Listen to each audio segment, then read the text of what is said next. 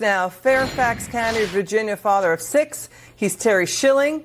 Terry pulled all of his children out of public schools. Terry, what was your reaction to the GOP debates last night? What did you think of the candidates last night on schools and teachers' unions? Well, listen, Liz, thanks so much for having me and for bringing so much attention to this issue. You can't talk about education and fixing this system enough in this country, and I'm glad that it's finally getting a lot more attention than it has in the past. We have serious crises. Liz, I looked this up before the show today. Only 29% of 8th graders can read proficiently in this country. You know, I've been quoting 4th graders, right? Only 32% of them can read at grade level.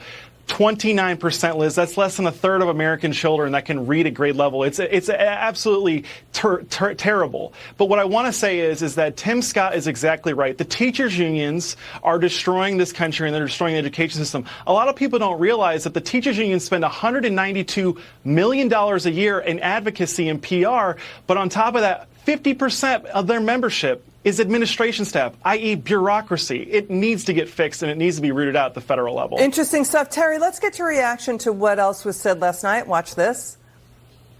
The decline in education is one of the major reasons why our country is in decline. We need education in this country, not indoctrination in this country. Let's shut down the head of the snake, the Department of Education. Take that $80 billion, put it in the hands of parents across this country. This is the civil rights issue of our time. Allow any parent to choose where they send their kids to school. End the teachers' unions at the local level to allow public schools to compete. And then revive our national identity. We need transparency in the classroom because parents should never have to wonder what's being said or taught to their children in the classroom.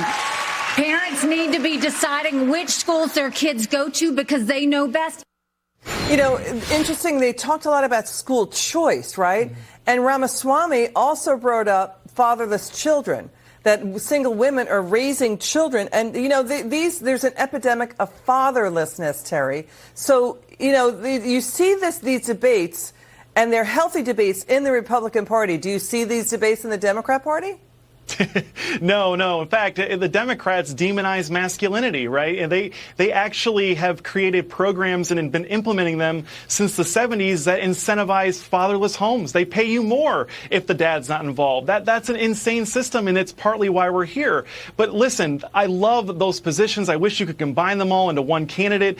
Donald Trump has a very robust plan, and it's beautiful, but our problems are rooted at the federal government. The federal government is using federal dollars to push anti-scientific views on gender and sex, and they're even pushing our own government. I just want to clarify, our own government at the federal level is teaching kids that our government is evil, that our country is evil. That is a recipe for disaster and destruction in this country, and it needs to be solved at the federal level. You have to solve it at the national level. There's no other way through this. Got it. Terry Schilling, always great to have you on. We'll have you back on again soon, we hope, okay?